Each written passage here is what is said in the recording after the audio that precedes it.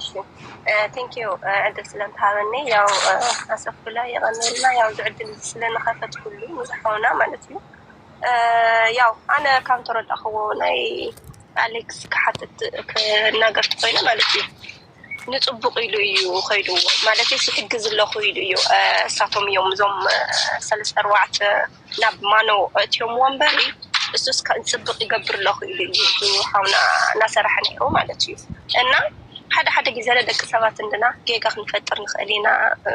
ማንም ንጹህ ሰብ የለይ ጌጋ እኒአዎ ይኹሉ ሰብ እና እሱ ተረዲእና እንታይ ኢና ክንገብር ኣለና እዞም ኣሕዋተይ ኣነ መብዛሕትኡ እንታይ ድዩ ናራኹ ነይረ ኣብ የደገዛ ንረኽቦ ማለት እዩ ክንዲ ጌጉኡ ንእርምዎ በቃ ሒዞም እናፀረፉ በቃ ጠውዑ ይብልዎ ነይሮም እና ንምንታይ ኢና ህዝብና ከምዚ ጌርና ነጥፎ ኣለና ብፀርፊ ይኹን ብገለ ይኹን ናብ ቤተሰቦም ምፂና ናገለ ምፂና እትሶኪ እዚ ሰብዚ ጥፍኣት እኒአዎ የውሉ ይኹን ናይ ንብለና ተረዲኩም ድዩ ግን ሓደ ሰብ ጥፍኣት ከጥፍእተሎ ኣሌክሰይ ንዓ ጌጋ ኢኻ ትገብር ለኻ እሞ ከምዚ ክትፈጥር ነይርካ እዩ ንበሃል ምክንያቱ ክንደይ እስቲ ተጋሩ ተሓሲብናዮ ማለት እዩ ክንደይ ሰብ ኢና ጥፊ ክንደይ ሰብ እዩ ካብ ሶሻል ሚድያ ጥፊኡ እኒኦ ብከምዚ ነገር ማለት እዩ ንሓደ ምፂና ንረግፆት ሓደ ምፂና ካብ ሶሻል ሚድያ ይጠፉ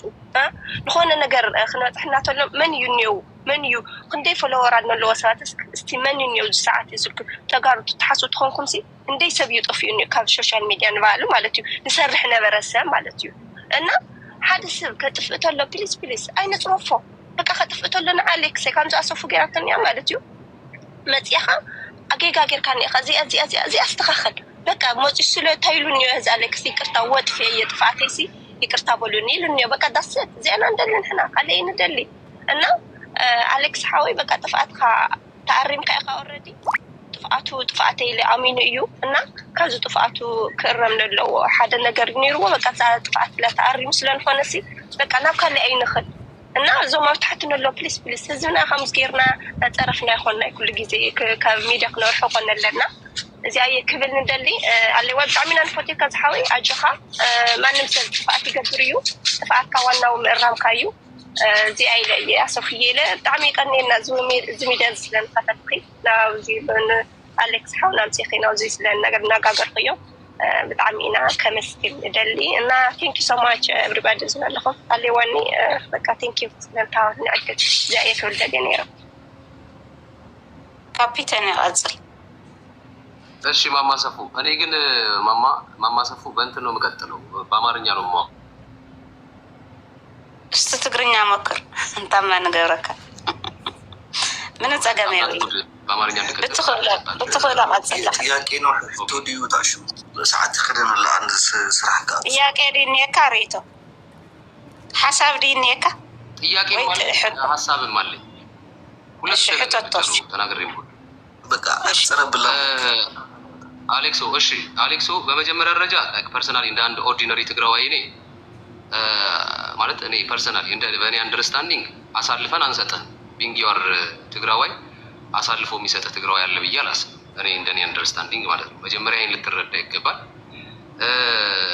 ማለት ሌሎችም ሰዎች ስላሉ ምናልባት ሰዓትም የለኝም እያልክ ስለሆነ ማለት የመጀመሪያ ጥያቄ ምንድነው ከስር ቅድም ምን ስትል ነበረ ማንም ትግራዋይ መጥቶ ከስር ትክክል አይደለም ይሄ ነገር ትክክል አይደለም የሚለኝ ሰው አልነበረም ስትል ነበረ እኔ ከስር ልክ ያንን ነገር አርሚ ምናምን ብለህ ስታወራ ትክክል አይደለም እያልኩ በጣም ብዙ ጊዜ ስጽፍ ነበር አሩኖ ያው ያወራ ስለነበር አይተዋለሁ ያላየውም አላውቅም ግን ዞሮ ጥያቄ ነበርም ይቅርታ ስላልክ ታስፋይ እዛው ያለ ጥይቃ ያብራራ ዘማን ላይ 40,000 ህዝብ መሀል ላይ እየተጻፈ የነበረው ኮሜንት ላይ ያንተ አንድ ኮሜንት ላይ ትታያለች ብለህ ታስባለህ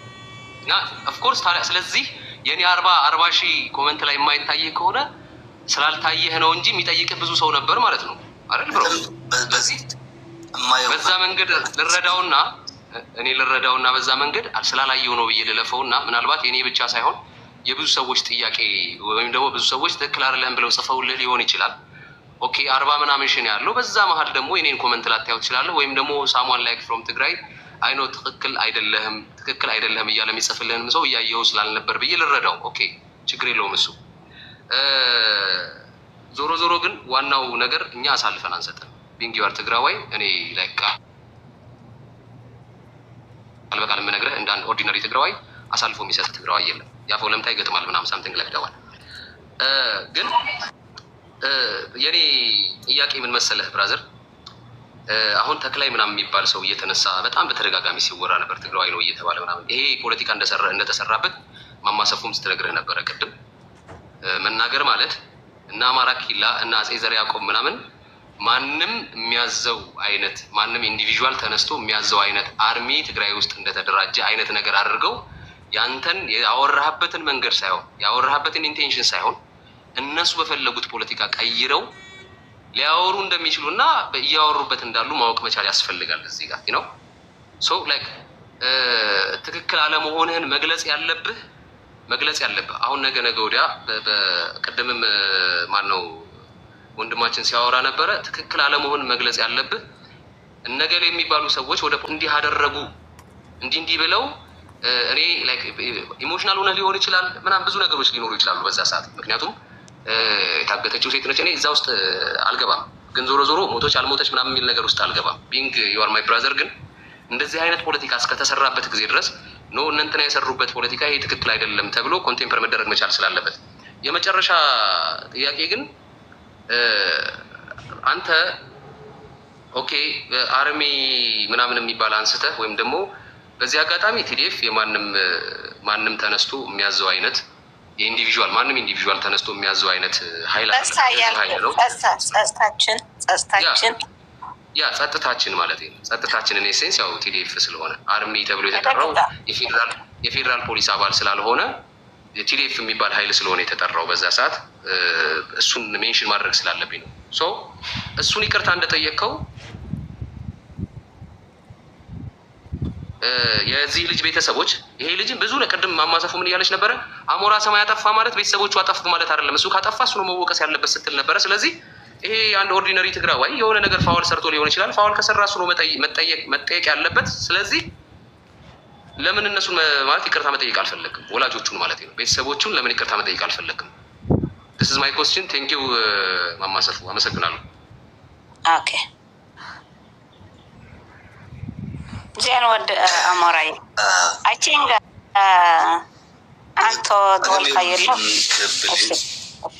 እሺ በጣም ተወይ ዝብልኩ ያሰፉ ሶ እዛ ሪፖርት ገበርኩባ መጨረሻ ድምጻት ብዙ ጊዜ ተወሰደ ይለውና አይገምትም ማለትም አፍቲ ተxተጽሐለዋ ትባል ስለዚህ በጽሐታ ወጣ ማለት ነው ሒዝዋ ዘሎ ባዓል ይፈልጣዩ እስከ መጨረሻ ትኸይድ ክንሰማይና ድሕሪ ብዛዕባ ናይዝ ነገር ሽዑ የተመሊሰ ብዙሕ መብራህር ክብዝኽል በሪሃት القايده ተስፋ ይገብር ፍርያት እናት ከሰምዕሞ ካው ናባኽ ክመሊሰል ክወርዳ ሰላም ከመይ ምሲኹም አሰፋ ሓፍተይ ከመይ አሌክስ ኩልኹም አሌክሳይ ማለት በቃ ከምሰብ ጥቡ ነገር እንዲኻ ትሰርሕ ዘለኻ ንስኻ ናሕዋትካ ማለት ነይረ እንዲፍቱ ገዛ ንስኻ ድሕሪ 3 መዓልቲ ድሕሪ 4 መዓልቲ ኢኻ መፂኻ መጀመሪያ ጊዜ ይነበርካን ነይረ ያ ንክሳዕ ትመፅእ ግን ኣፍታ ናይ መጨረሻ ታጥፋእ ተባሃለት ናይ ፀጥታ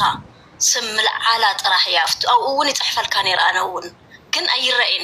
ልክዕኻ 50,000 ምናምን ዝነበረ ሰብ ብውሽጢ ግን አሌክሳይ ሚትግበር ኢለ መሴጅ ፅሒፈልካ ነይረ ብውሽጢ ኢንቦክስ ኣይረኣኻዮም ክሳዕ ሎሚ ኣይረኣኻዮም እሙስ በቃ ተጋጊኻ ብዙ ይቅርታ ሓቲትካሉ ኢኻ ንሓልፍ ካልእ ግን ኣብዚ ኣሕዋትና ተጋሩ تا بقدامي زبزت أبكرن تحبيئة تنبر زلا قلعة جزاء حوا سبعيا خمتي جيروس تساقيا تباهيلا نسالا حنت تام أزات بهال قد عند تجففة صدرك يزبلا نساتن وتعني خلقتون حواتنا اللو أمالتي زيات زوان جلزين تحر زجبر خوين زو قلعة زوي كديت أيو كلنا خن تحبابر لنا نمنتاي أحواتنا نخدأ ويرب يوق علوا حنتي ناتاتهم سكمتي لزجبرت ناتناونا يقرن بتصبوا عندي خايد كايو أنا منهم حتى يبلين تحنت قلنا يتأسم سلة العالت نساء أنا ون سجيني رأي مكناتهم تسم نسو تلعيلو خم عيل كاس لزبركا زيا صحتاتيا ناي قدر اتخالي قن تخكلني أخا بقى سو أوينا تسمع كارلو زيا غير كاي أخا نحواتنا خا سلازرا خايو تشجر أفتو سهرة برها خندي 5 حلف كاس خاري خايو خامو بقى من مرة يكون حتى تلا طياقي حتيت كاخا ጌጋኻ አሪምካ ስለዝኾንካ ብዙሕ አየጨነቃ ሁለታይን ወደፊቱ ግን ተጠንቀቅ እሞ ኮሜንታት ከይረአ ይኽእል እዩ ንጽሕፍ ነርና እነውን ጽሕፍ ነረ ግን ብውሽጢ ሰው ለጽሕፈልካ መጨረሻው እሞ ካዋናውንስ ተጎድአ ጓላት ኣለዋ አዋልድ መዓት ይን መዓት ብዙሕ ሰብ ይወጻሉ እዚያት ግን ኩልና ተሓባቢርና ናይታቶም እዮም እዚኣ ምናምን ኣብ ገዛና ክበጽሕና እዩ ማለት እዩ እዚኣ ኢሉ ይገርዋ አሌክስ ማለት ሞስ በቃ ዚያያታ ርኢተይ ቀነልና አይጽቡ ኣብ ገጹ ከፊቱ ባዕሉ ከሰርሖ ዝግብኦ ፈሊጠሎ ናይ ትግራዋይ ሜንታሊቲ ይፈልጦ እዩ ስለዚህ ኩልኩም ኣብቲ ግዜ ዝኸይድኩም ከምቲ ሕዚ እንትን ዝገበርናዮ ኣብቱ 50,000 ተኣኪቡ ዛረብ ዝነበረፍታ ገጹ ከፊቱ ካብኡ ንላዕለውን ክእክብ ዝኽእል ቆልዓ ስለዝኾነ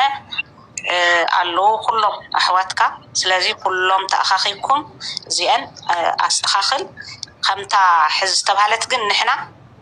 ማንም ትግራዋይ ዳውን ንገብሮ የለን ብምርዳእ ባህሊና መፂና ሕዚ እውን ገይጋኻ ንዓኻ ኣሪምና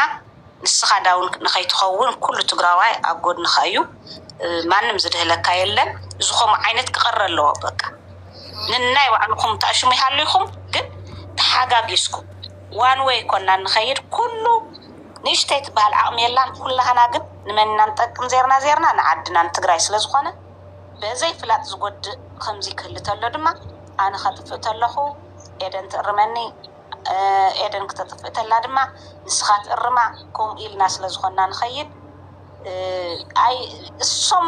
ዝደልይዎ ሻሪሃ ማሪሃ ስለንፈልጦ እዩ ስፔሻሊ ኣብ ማእኸል ዝዓወዩ ደቅና ይፈልጥዎ እዮም ትናታቶም ከመይ ገይሮም ብናህና ሰብ ክጫወቱ ደሉ ብናህና ኣፍ እሶም ዘይኮኑ ክዛረብዎ ዝደልዩስ ብናህና ኣፍ ተዘሪቡ ድራማ ናይ ምስራሕ ኢሉ እዩ ምክንያቱ